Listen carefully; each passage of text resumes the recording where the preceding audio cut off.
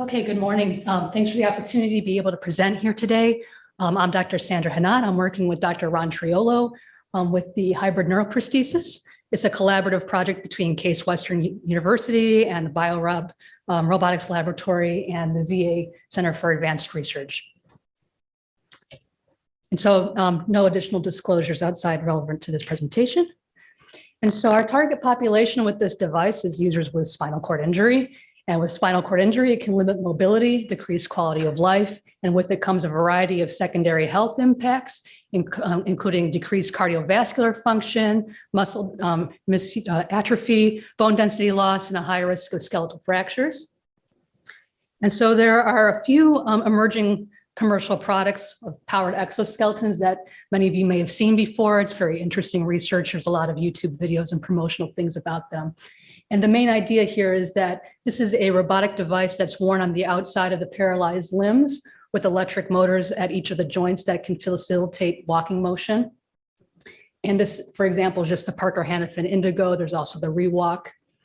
And even though it can restore mobility, some of the main issues here is that the commercial models passively move the user around. It's kind of like a more glorified Segway, a very expensive Segway. And so we're really losing some opportunity here to be able to counteract these secondary health impacts.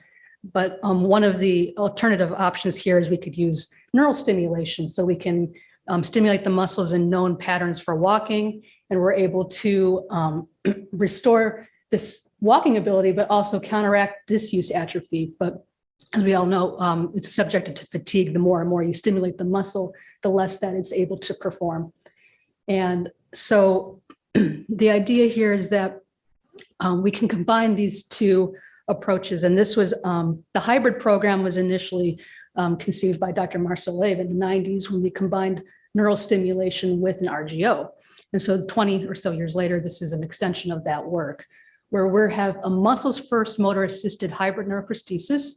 And so the individual here is a complete SCI. And we have neural stimulation to activate their muscles. And the idea here is it provides most of the torque required for walking. And so whatever we can do with the muscle, we get to that point. And then this is where the exoskeleton with the electric motors comes into play and has joint power assistance as needed. So the main thing here is we want to counteract that disuse atrophy and bone density loss. And we also designed it to be adaptable for different users, different heights, different weights of our users, muscle availability and the capabilities of those muscles, and also the pathology. And so this is the current device. It's still in development. All of the electronics required to activate the motors are stored in a backpack. There's an orthotic core set that's molded per individual. And each joint has its own power module. So in this case, we have the ankle, the knee, and the hip. And this is just a schematic of that. And we designed them specifically for this muscles first philosophy. And so with a lot of the commercial devices, the motors aren't able to be, they're not back drivable. And so you can't move against them. And so one of the things that we needed to do for this muscle first idea is to create motors that have really low resistance so that we can allow the user's muscles to move the limb. And one of the problems with having low resistance though is that it's subjected to its own weight and gravity too. So we can't, if you're just standing there, it'll start to sag. So we needed to include brakes to lock the device during double support and during standing to make it safer. And we also have, even though we still have low resistance inside these motors, all of the internal gearing still causes friction. So we have some clever controllers on board to remove this friction component and make the device feel invisible to the user.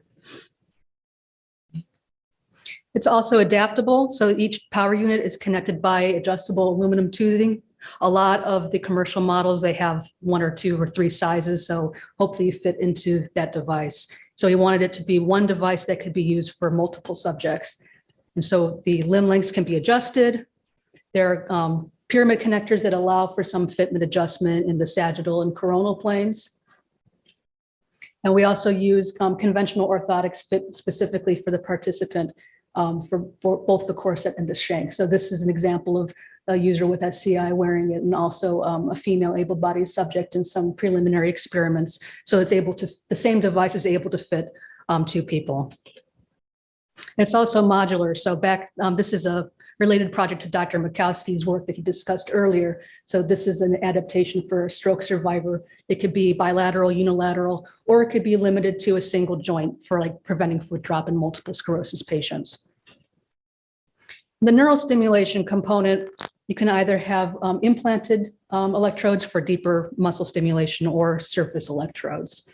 And the walking patterns are generated based on user capability and some guidance from EMG. And the walking controller is very sophisticated. It's really the driving force behind this, but just to give a brief overview of it, because it's kind of complicated. The idea is that it preserves the muscle first philosophy so that it learns the relationship between what the motors are doing and what the muscles are doing. And it prioritizes that the muscles do as much as possible. And it learns for every step. So this is actually an iterative learning controller. So every step that the user takes, the better and better it becomes. It also learns to adapt based on the subject and their capabilities. So with a lot of the commercial models that you see, they have a very specific walking pattern that they must follow. You can't deviate from that trajectory, but that type of motion isn't necessarily natural.